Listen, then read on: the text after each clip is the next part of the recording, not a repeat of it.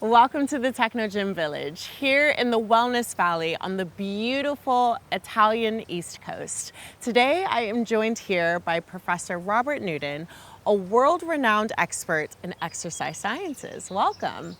Thank you, Dina. It's great to be here. So great to have you. Absolutely. Today's topic of the podcast is how muscle mass affects our overall health, prevention, and longevity, which is a highly debated topic at the moment. So, shall we just dive right in? Absolutely. Let's go.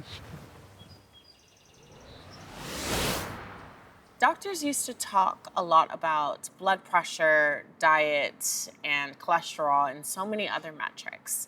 And only recently has strength and muscle been brought into the equation. So, muscle tissue, why is it so important for your health? Well, Dina, muscle is just so important for all of our movement, and movement's really important. As humans, we have to move and we have to perform tasks of daily living, and that all these things are super important. But also, we now know that our muscle tissue is a very large endocrine organ.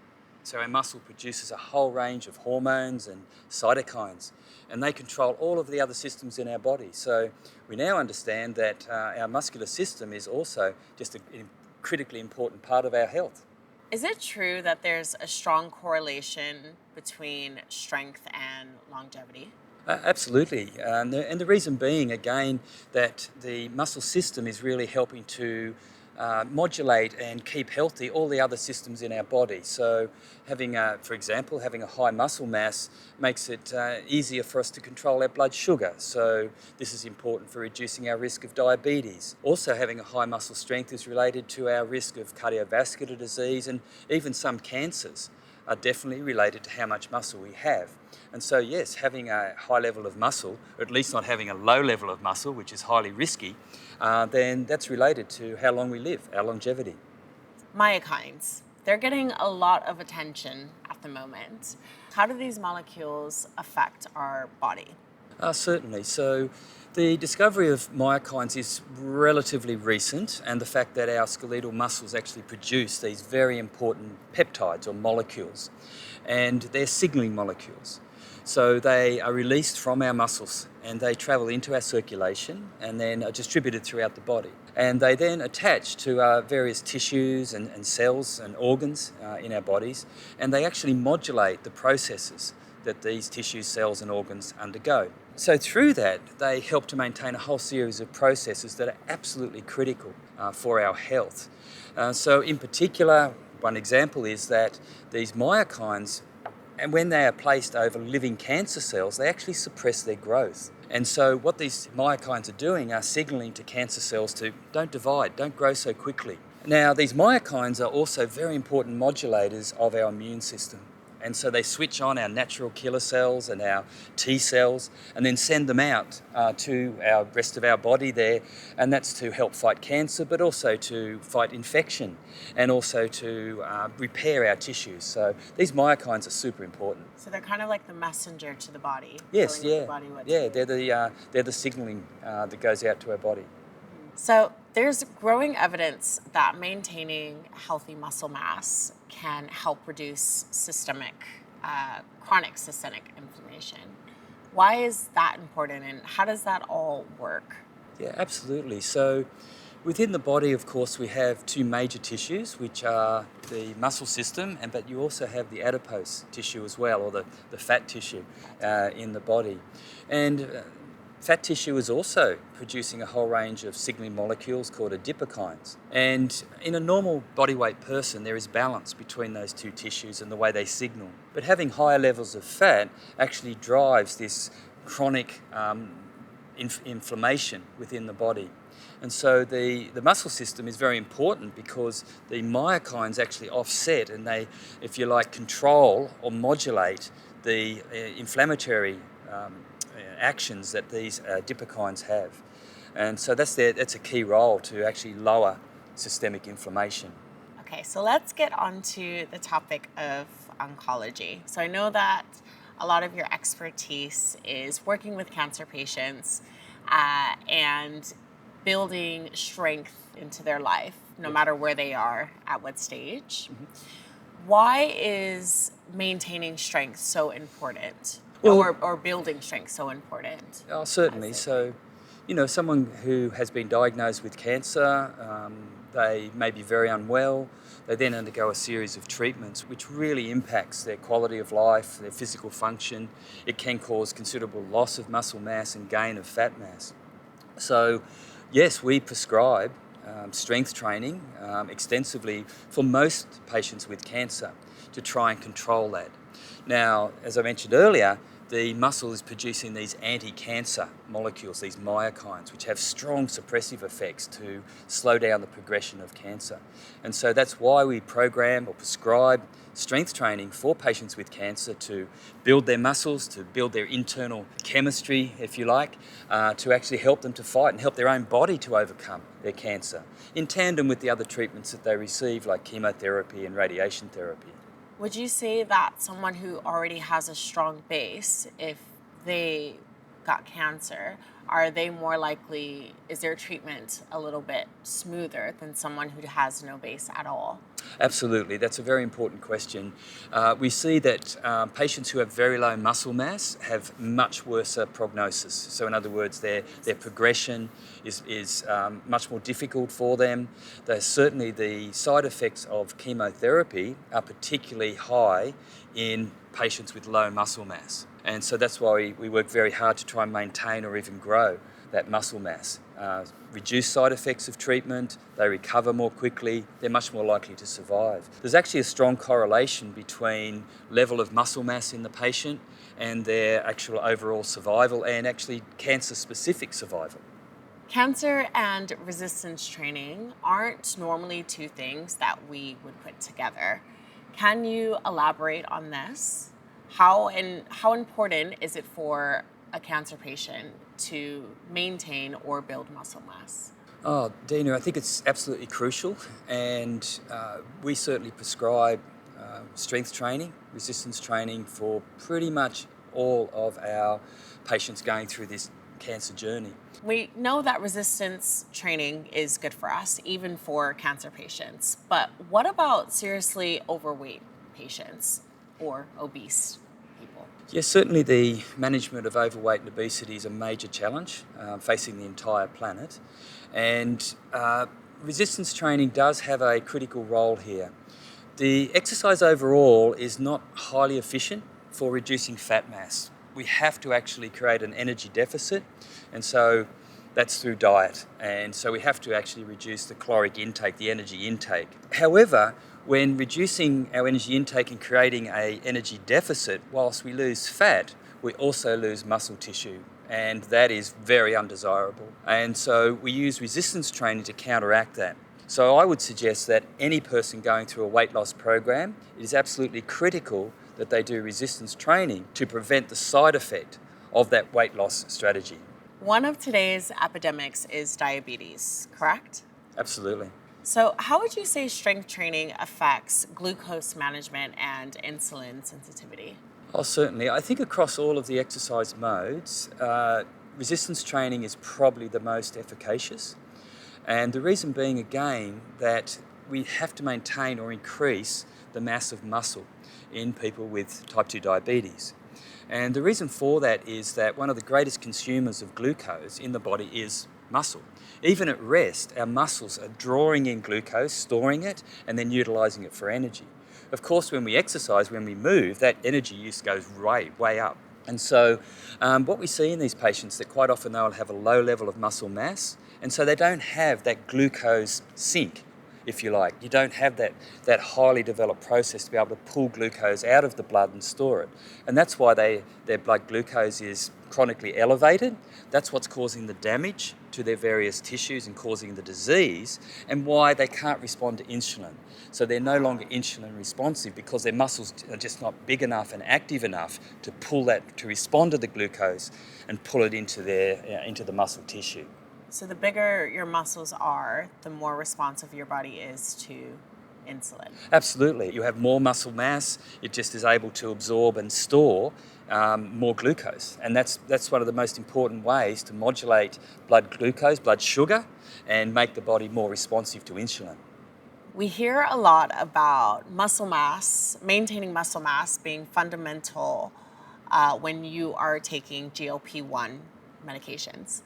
Can you elaborate a little bit more on that? So I honestly believe that these weight loss drugs, the GLP-1 inhibitors, are highly effective for helping people to lose weight when they're overweight or obese.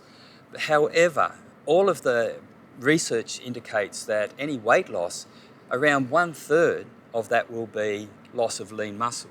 So over about a 3 to 6 month period, these people lose around 15% of their body weight when they're on these drugs. But of that, 1/3 or 5% is actually lean muscle, and that's a major problem. Humans today are already of low muscle mass because we're just not as physically active as we have been in the past. So introducing a drug which causes further loss of muscle is a major concern, and that will lead to long-term health problems and huge cost for all of our societies. The only way to counteract that is through targeted resistance training. So strength training, which is really focused on muscle hypertrophy to grow and maintain the muscle mass and counteract that very nasty side effect of these new drugs.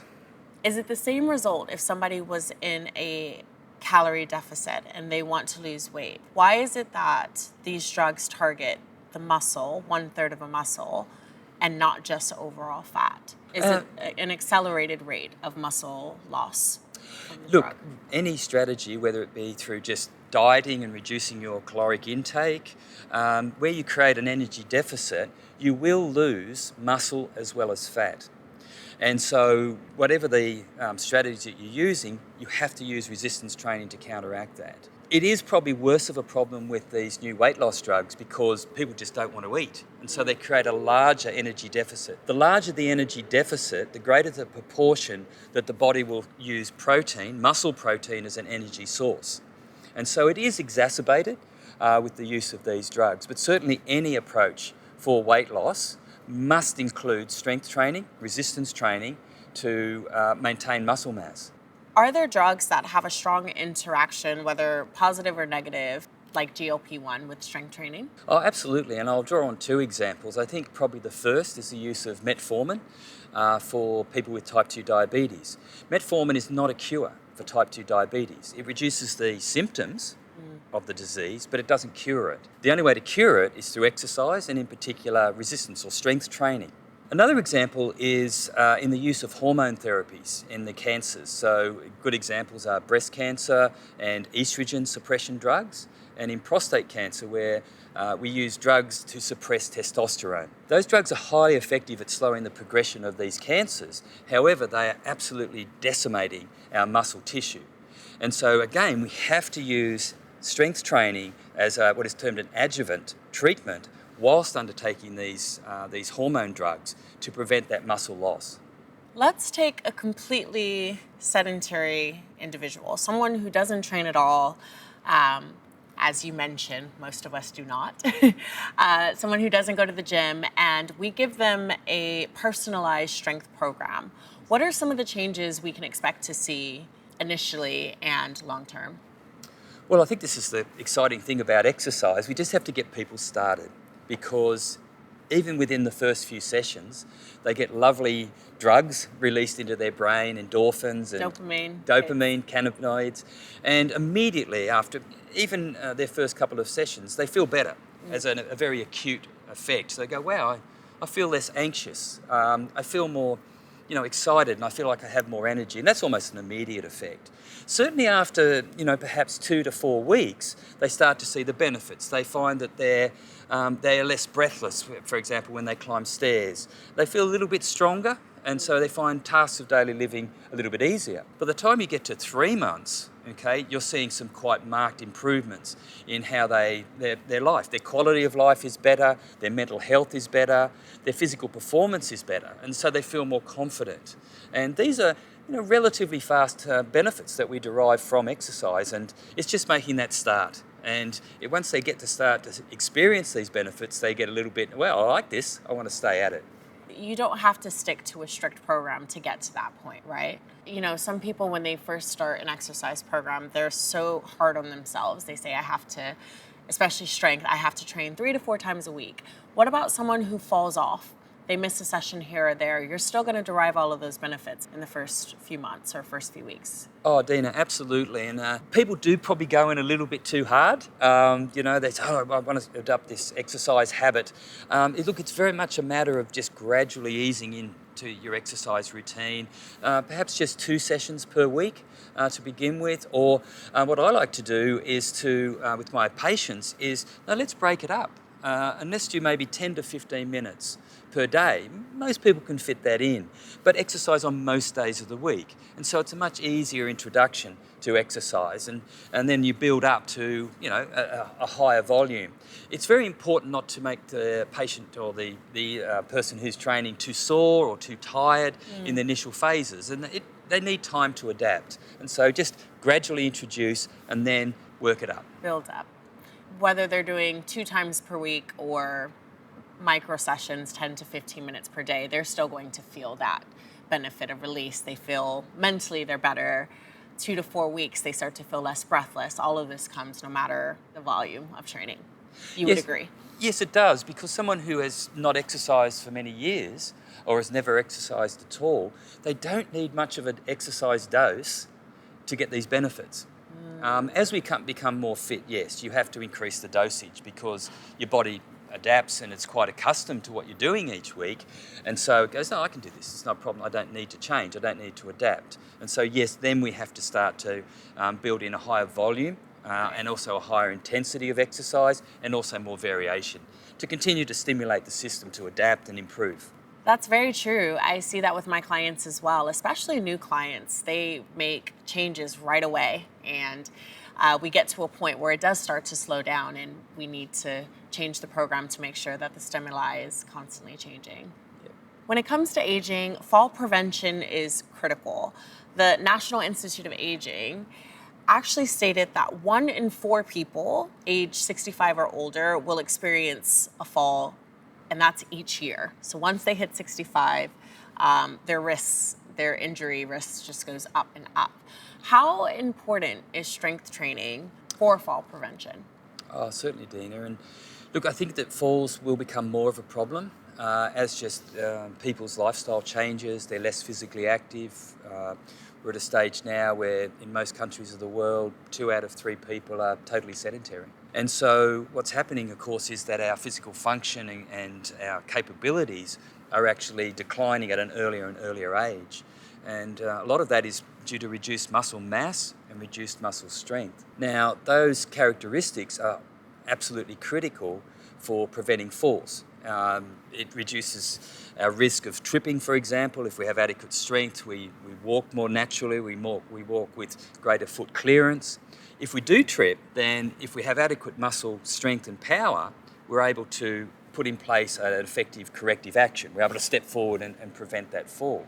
The problem we're seeing now, though, is that people just don't have the mechanical capability in terms of strength and muscle power to be able to recover. And so when they do trip, they have a fall. If someone over 65 falls and they fracture their hip, for example, they are very unlikely to survive the next 6 months. So this is a major problem. It's going to get worse unless we get people of all ages, but in particular people who are 65 and older, performing high quality strength training. So you say that the mechanics of movement declines rapidly as we get older, but would you say if someone over 65 who fell, would they be able to absorb the shock better if they're properly strength trained, if their muscle mass is greater than someone who doesn't train?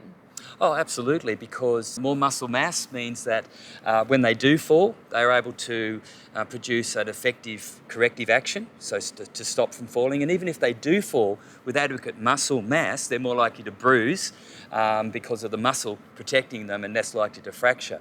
Also, it's so many different aspects to this. Having low muscle mass is generally correlated with having low bone mass, because low muscle mass means less forces through the bones, and so many of these people will also have osteopenia or osteoporosis, and so when they do fall, they're more likely to fracture. And so all of these things are related. Well, this was all incredibly interesting. Thank you so much for your time, Professor Newton. Thanks, Dina. It's been a great discussion and I've really enjoyed it. We hope everything you heard today will be useful in fine-tuning your lifestyle and making you an overall healthier person. Thank you so much for joining us, and I will see you on the next Technogym podcast.